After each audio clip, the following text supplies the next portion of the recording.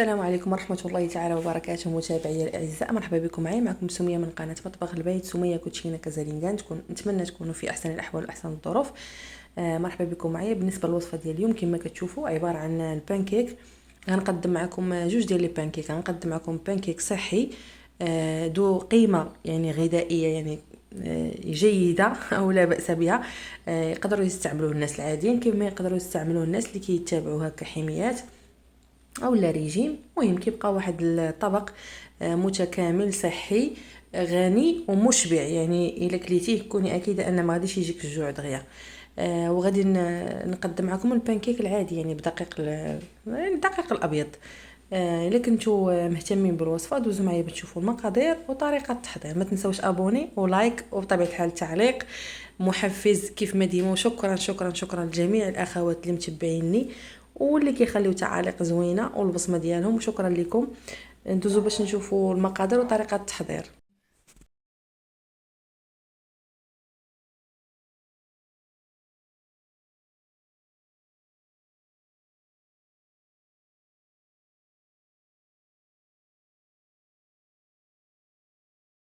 البنات هنا ندوزو باش نعطيكم المقادير وطريقه التحضير. المهم في نفس الوقت غادي يعني المقادير وطريقه التحضير البنات ما غاديش نوريكم مكونات واحد واحد. المهم غنحتاجو واحد البنانه، غنحتاجو جوج ديال البيضات،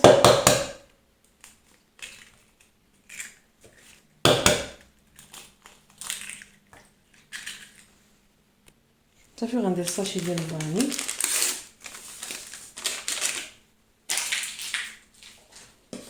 غندير هنا واحد 8 المعالق ديال الشوفان البنات،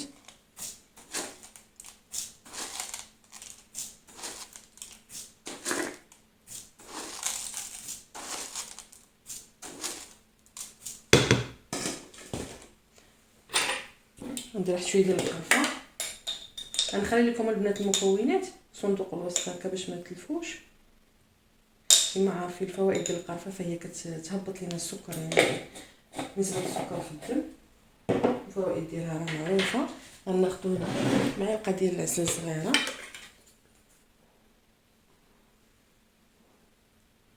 على هذا الشكل. بالنسبه للمكونات البنات بعض المرات راه كنضيف، يعني الا عندي الفول السوداني عندي غير ما بغيتش نديرو صراحه كندير معلقه ديال الفول السوداني. عندي اللوز مطحون كنزيد جوج معالق ديال اللوز مطحون. المهم يعني تقدروا تضيفوا اي حاجه داكشي اللي متوفر عندكم. كيف ما يمكن انا عطيتكم هكا الوصفه يعني مبسطه بلا ما يعني كثره المكونات. صراحه راه كيجيبني البنات بزاف. صافي هنا غندير واحد نصف كيس ديال الخميره، تقريبا هذيك 7 غرام ديال الخميره ديال الحلوه. كيبقى يعني هكا شوفان نقولوا اكثر يعني بانكيك بالشوفان يعني صحي اكثر.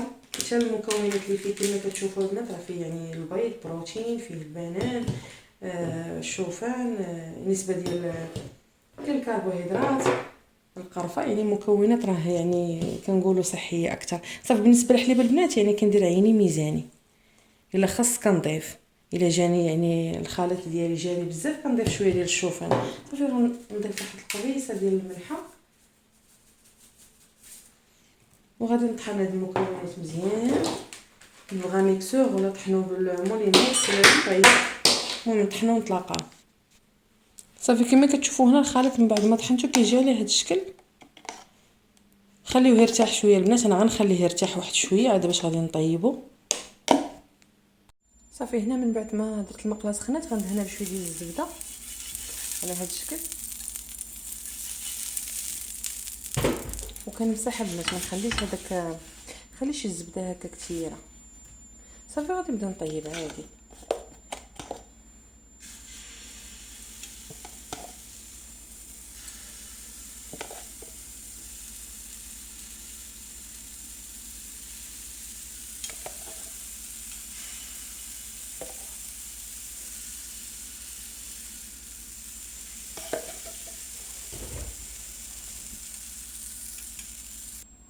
صافي البنات هنا من بعد ما كيشد راسو هكا من تحت غنقلبو على الجهه الاخرى.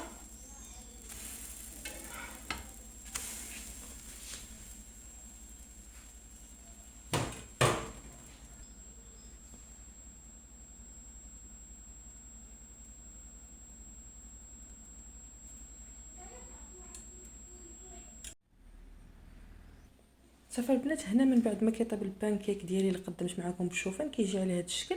صراحه راه كيجي زوين. انا زينته هنا بالفواكه الحمراء مع شويه ديال البنان. راكم عارفين الفوائد ديال الفواكه الحمراء، راه بلا ما نحتاج زعما نشكرهم. القيمه الغذائيه ديالهم راه شاكره راسهم. وهنا غنضيف واحد المعلقه ديال العسل هكا. اللي ما بغاش يستغنى عليها. بالنسبه للناس اللي كتكون متبعه يعني واحد الحميه عندها واحد النسبه معينه ديال السكريات اللي خاصها تاكل في النهار، بطبيعه الحال ما غاديش تحلي يعني بزاف. وكنتمنى يعني البانكيك يعجبكم البنات تجربوه. ولا عجبكم الفيديو ما تنساونيش بلي لايك والتعاليق المحفزه ديالكم. ولا عجبكم هكايا راه بغيتو هكا مره نقدم معكم وصفات هكا خاصه بالحميه، وجبات يعني نقولوا اكثر صحيه. خليوها لي في التعاليق نشارك معكم هكا يعني يوم كامل يعني فيه فطور غدا عشاء. نقدر نشارك معكم هكا دي سناك صحيين بحكم تجربتي مع الريجيم البنات، بحكم تجربتي مع مع بزاف ديال الانظمه الغذائيه. المهم عندنا واحد شويه ديال الخبره هكايا. واكيد الواحد راه كيجتهد كيقلب كيجرب هكا وصفات. صراحه راه كيجي مهم. هاد البانكيك راه شاكر راسو براسو، راه كيجي بنين. يعني كياكلوه حتى الدراري الصغار كيحماقوا عليه. فالبنات هنا بالنسبه للمكونات ديال البانكيك يعني العادي بالدقيق الابيض، غنحتاج هنايا 2 معالق ديال سكر سنيده، 2 معالق ديال زيت نباتي، يمكن لكم تعوضوها بالزبده حتى هي كتجي زوينه. عندي هنا 2 ديال البيضات، عندي ساشي ديال الفاني، ساشي ديال الخميره من حجم 15 غرام. غنستعمل 2 كيسان ديال الحليب و2 كيسان ديال الدقيق، واكيد قبيصه ديال الملحه.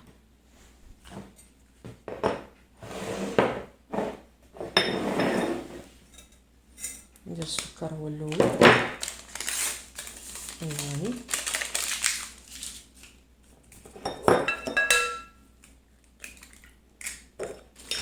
يمكن لكم تستعملوا البنات غير بيضه وحده، ماشي بالضروره 2 بيضات. بعض المرات كندير غير بيضه.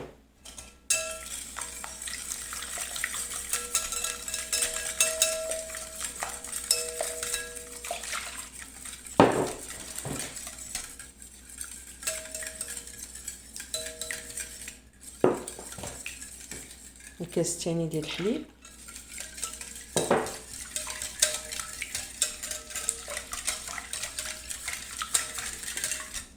واحد قبيصه ديال الملحه، نضيف الزيت. راه ساهل البنات يعني ماشي ما كيحتاجش مجهود كبير. ودغيا صراحه كيوجد يعني كينفع بعض المرات هكا الفطور او الكوتي يعني كتقلبي على شي حاجه ساهله فهو كيجي يعني ساهل.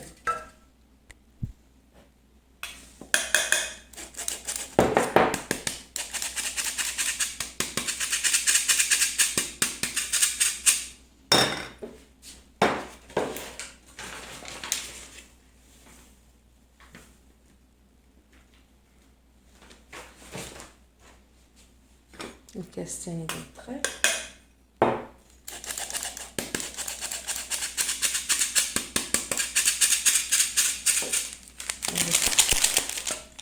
الساشي ديال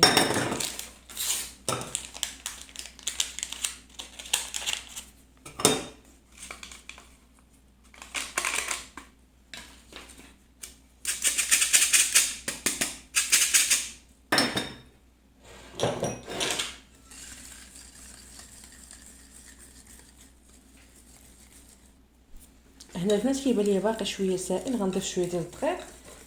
دائما ما نقدروش نحكموا على الدقيق لان كيبقى يعني على حسب كاين الدقيق اللي كيفرش كاين اللي ما كيفرش.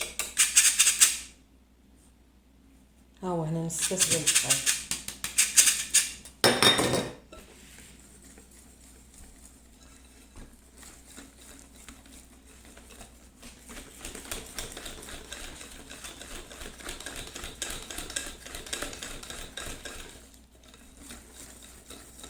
صافي نخليه يرتاح حتى هو واحد شويه وغندوز باش نبداو نطيبوه هكا مع بعضياتنا. بالنسبه للخليط البنات ديال الدقيق الابيض كيكون على هذا الشكل.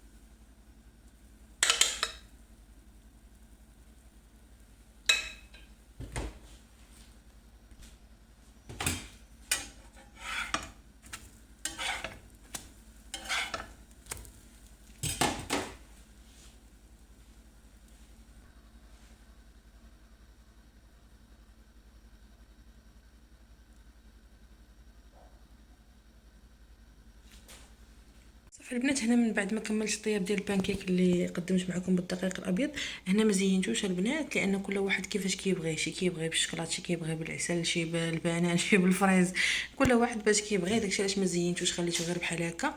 كنتمنى الوصفه تعجبكم البنات، جربوها، راها سهله وصراحه راه كيفك هكايا بعض المرات في الكوتي، بعض المرات في الفطور.